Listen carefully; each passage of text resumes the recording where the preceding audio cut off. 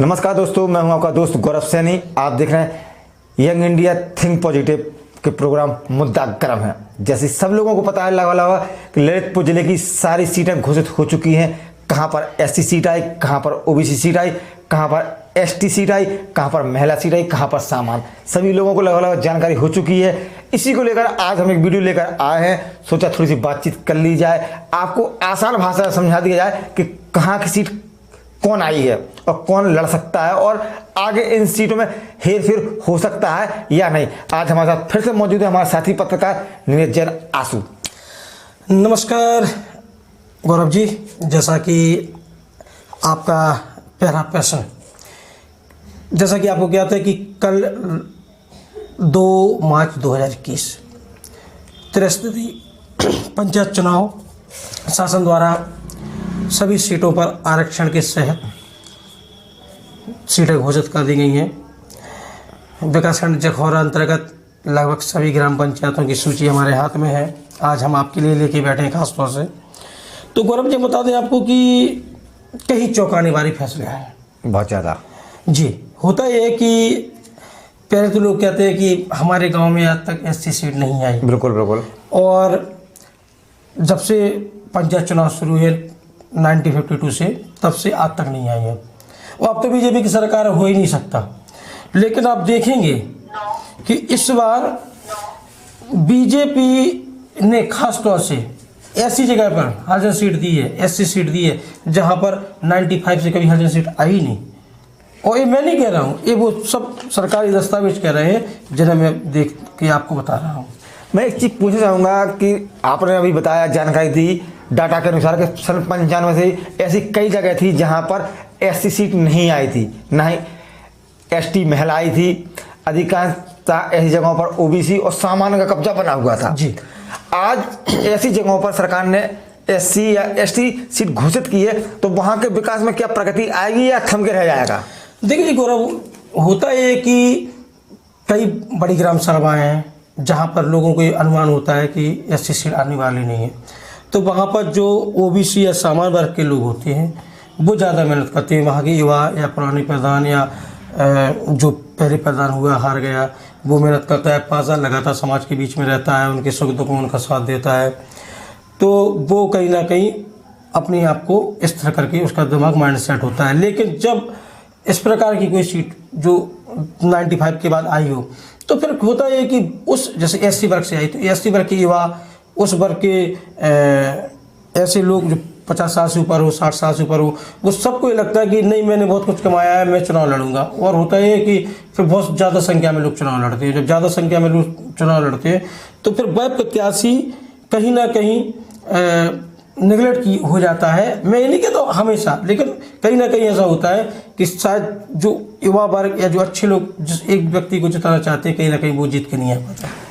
जैसा कि हम आपको बता दें, कल 2 तारीख को सीट घोषित होनी थी, लेकिन शाम के टाइम घोषित हुई तो हम और आपके पास काफ़ी फ़ोन आए होंगे, लोगों ने पूछा सीट कब आ रही हैं, कब नहीं आ रही हैं।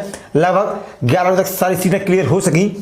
तो कई ऐसे ही फ़ोन भी आए जो सरकार द्वारा सूची जारी की उनको नहीं समझ पा रहे थे। अगर ऐसे लोग प्रत्याशी बनकर आते हैं तो क्या संभव है कि विकास होगा? जी गौरव जी, ऐसा तो हमारे देश में है ही और चला भी आ रहा है। हम लोग देखते हैं, आरक्षण का मैं कभी विरोध नहीं करता क्योंकि हमारे संविधान में है और हमें एक अच्छे और सच्चे नागरिक होने के नाते इसका सम्मान करना चाहिए। मैं भी इसका सम्मान करता हूँ, आप भी इसका सम्मान करते हैं। बिल्कुल बिल्कुल। लेकिन होता यह है कि हम देखते हैं कभी कभी सरकार किसी एक विशेष वर्ग का उद्धार करने के चक्कर में और अपनी एक लॉबी बनाता है कि नहीं, हम इस चीज़ को आगे लेके आएंगे, लेकिन उससे कभी रिजल्ट ऐसे भी निकल के आते हैं जो विकास करना तो दूर, शायद हिंदी में विकास लिखना भी ना जानता हो। बिल्कुल, ऐसे लोग भी प्रत्याशी होंगे जो विकास भी नहीं लिख सकते और आज वो दावेदारी ठोक रहे हैं कि हम प्रत्याशी हैं प्रधान पद के लिए। मैं एक चीज़ जानना चाहूँगा, अपने जो ब्लॉक जखौरा की आप 2 या 4 ऐसी ग्राम सभाएं बता दें जो बड़ी ग्राम सभा है जहाँ पर एससी सीट घोषित हुई है। गौरव जी, जैसे सबसे बड़ी अपने विकास खंड के अंतर्गत आती है बांसी। बांसी हमेशा से ही सामान का दबदबा रहा है, वहाँ गढ़ रहा है, एक कह सकते हैं कि सामान्य सीट का गढ़ रहा है, अधिकांश वोट सामान्य है जी। एक और चौंकाने वाली आई है म्यांमारा की जो वोटिंग लगभग 2000 से ऊपर होनी चाहिए। वहाँ भी हमेशा यादव और लोधी समाज जो है उन लोगों के में हमेशा चलता है, वहाँ भी पिछड़ा वर्ग रहता है। उसके साथ साथ बड़ौदा स्वामी में भी एक ओबीसी जात का नाम ना लें तो अगर ओबीसी की ठीक ठाक आबादी है वहाँ ओबीसी आती है, वहाँ भी एससी आई है। आप चले जाए थनवारा में वहाँ सामान्य की आबादी अच्छी है, साथ में ओबीसी है, लेकिन वहाँ भी इस बार एससी सीट दे दी है। साथ में लागोन बहुत बड़ी पंचायत है, वहाँ भी एससी आई है। तो मैंने इसका जब विश्लेषण किया तो देखा कि 95 के बाद यहाँ कभी सामान्य सीट आई ही नहीं, तो सॉरी एससी सीट आई नहीं। तो हो सकता है कि कुछ राजनीतिक वजह भी हो ऐसी कि यहाँ एससी सीट लाने के लिए कोई वोट बैंक की राजनीति हो सकती है, कोई बड़ी बात नहीं। आप जखौरा के बारे में कहेंगे, जखौरा में 95 से सामान्य और ओबीसी सीट का दबदबा रहा है और अभी तक एससी या एसटी सीट नहीं आई थी, लेकिन इस बार जो सूची जारी हुई उसमें जखौरा का नाम एसटी सीट घोषित है।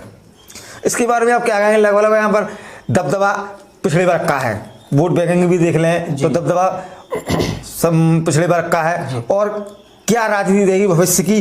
जो जैसे नए युवा थे, जो सामान्य परिवार से भी थे, कुछ पिछड़े वर्ग से परिवार, लगातार कई सालों से प्रयास कर रहे थे कि हमारी बारी आएगी, हम चुनाव लड़ेंगे और अपने गांव का विकास करेंगे, तो कहाँ चूक रह गई हल्की सी कि ये लोग नहीं आ सके? गौरव जी, ऐसा नहीं है। क्या है कि सरकार आपकी या किसी एक व्यक्ति की यथास्थिति या मानसिक स्थिति देख के एजेंडे नहीं बनाते हैं, उसको अपनी लॉबी में विचार करना होता है। जैसा कि हम लोग देख रहे हैं कि कोई भी पार्टी है वो हर एक चीज़ का राजनीतिकरण करने पर आतुर है। पहले क्या होता था कि विधानसभा चुनाव तक ही राष्ट्रीय या राज्य स्तर पर जो पार्टियां हैं वो अपनी प्रत्याशी उतारती थी। अब हमें देखने को मिल रहा है कि जिला पंचायत में भी पार्टियां प्रमुख रूप से अपनी भागीदारी कर रही हैं, और हो सकता है कि विकास खंड में जो ब्लॉक प्रमुख बने, क्षेत्र पंचायत चुनाव जीत के, उन पे भी अपनी दावेदारी पेश कर रही है। तो कहीं ना कहीं पार्टी की लॉबी होती है कि हम कहाँ से फ़ायदा उठाएं। होता है कि जहाँ तक भारतीय जनता पार्टी का सवाल है, भारतीय जनता पार्टी को पता है कि सामान्य वर्ग की जो कास्ट है वो उनके पास करीब 70-80% वोट बैंक है, और ओबीसी का जो व्यापारिक वर्ग है, ओबीसी में जो व्यापारिक वर्ग है उसका 40 से 45% उनके पास वोट बैंक है। लेकिन कहीं ना कहीं जो एससी वोट होता था, जिसकी तादाद भी प्रदेश में अच्छी है, और वो वोट बैंक हमेशा से कहा जाता है कि बीजेपी का वोट बैंक नहीं रहा है। तो उनको लुभाने के लिए भी इस प्रकार का प्रयत्न किया जा रहा है कि देखिए हम आपके हित में हैं। आप कहते थे कि जहां भारतीय जनता पार्टी की सरकार में बड़ी ग्राम पंचायतों में एससी की सीट आ ही नहीं सकती, हम वहां आपको एससी की सीट दे रहे हैं, हम आपको एक सामान्य जिंदगी जीने का अवसर दे रहे हैं, एक हम आपको एक बड़े स्तर का राजनीतिक मंच दे रहे हैं। तो कह सकते हैं, कहीं ये कह सकते हैं कि जैसे मोदी सरकार ने पहले भी कहा है, आज भी कहते हैं सबका साथ और सबका विकास जी, इसी चीज को लेकर चले। कहीं ना कहीं लोकसभा की तैयारी हो रही है अभी से ही?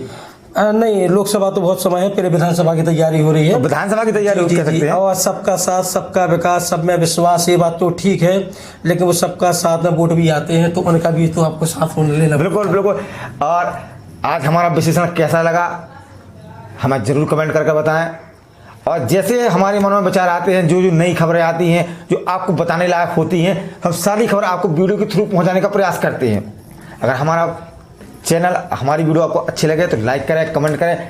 आप हमें फेसबुक पेज जखौरा 284124 पर फॉलो कर सकते हैं, आप हमें यूट्यूब पर भी दे सकते हैं। नमस्कार।